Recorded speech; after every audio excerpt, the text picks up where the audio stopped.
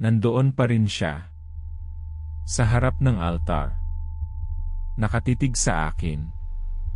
Sa kabila ng mga ngiti ng ibang tao, baka sa kanyang mga mata ang isang matinding kalungkutan. At alam kong hindi lang ako ang nakakakita sa kanya. Hayaan niyo akong ikwento kung paano nagsimula ang lahat. Ako si Andrea, 28 taong gulang, at lumaki ako sa isang maliit na baryo sa Sarangani, sa bayan ng Maitom. Payapa ang buhay namin doon. Ang tanging sentro ng aming komunidad ay ang lumang simbahang bato, ang San Jose Parish. Simple lang ang simbahan, pero napakaganda ng mga stained glass window nito. Noon, tahimik lang ang simbahan namin. Pupunuin lang ito tuwing linggo. Pero nagbago ang lahat noong taong 2010. Naalala ko pa, nasa kolehiyo ako noon, nag-aaral ng education sa General Santos City, at umuwi ako para sa summer break. Doon ko narinig ang kwento tungkol sa Himala. At dito nagsimulang maging kakaiba ang lahat. Isang batang lalaki, si Miguel, na may matinding sakit sa puso, ay biglang gumaling matapos manalangin ang kanyang ina sa harap ng altar ng San Jose Parish. Ang balita ay kumalat na animo wildfire. Sunod-sunod na ang mga taong dumayo sa simbahan para manalangin at humingi ng milagro. Dumami ang mga gumaling. Ang mga bulag ay nakakita. Ang mga pilay ay nakalakad. Naging sagradong lugar ang simbahan namin. Mag-comment ng kung naniniwala kayo sa mga ganitong kwento dahil lalala pa ito. Ang aking lola Elena ay isa sa mga unang saksi ng mga himalang ito. Andrea, hindi mo naiintindihan. Nakita ko ng sarili kong mga mata. Ang batang iyon, si Miguel, halos wala ng buhay, pero matapos manalangin ang nanay niya, umupo siya. Parang walang sakit. Lola, baka naman coincidence lang. Coincidence? Ang daming tao ang gumaling, Andrea. Hindi ito coincidence. Biyaya ito. Pero Lola, may naririnig akong kakaibang kwento. May mga nagsasabing may kapalit ang mga himala. Ano ang pinagsasabi mo? Ito ay gawa ng Diyos. Walang kapalit ang pagpapala. Sabi nila, may mga taong nakakakita ng mga anino sa simbahan. May mga nawawala raw. Mga sabi-sabi lang yan, Andrea. Huwag kang maniniwala sa mga ganyan. Kitang-kita ko ang pagkagulat ni Lola Elena sa aking mga sinabi. Pero ang totoo, hindi ko lang rinig ang mga kwentong ito. May nakita akong kakaiba. At magtiwala kayo, kailangan niyong manatili para sa susunod na mangyayari. Dahil dito talagang nagiging hindi ka panipaniwala. Isang gabi, naglalakad ako pa uwi galing sa bahay ng aking kaibigan. Daraan ako sa tapat ng simbahan. Madilim na ang paligid. Pero may ilaw pa rin sa loob ng simbahan.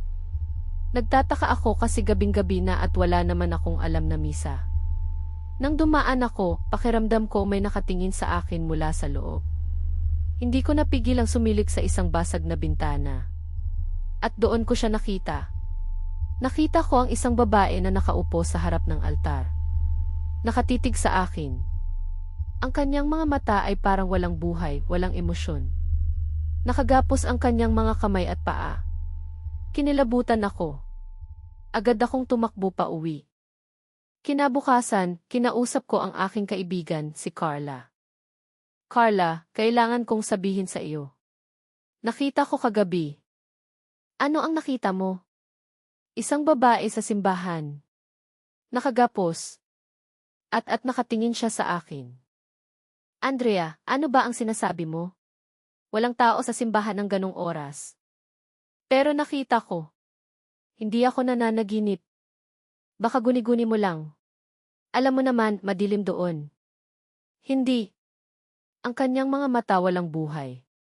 At parang may tinig akong narinig na nagsasabi. Ako ang kapalit. Ang sumunod na linggo, may nawawalang babae sa aming baryo.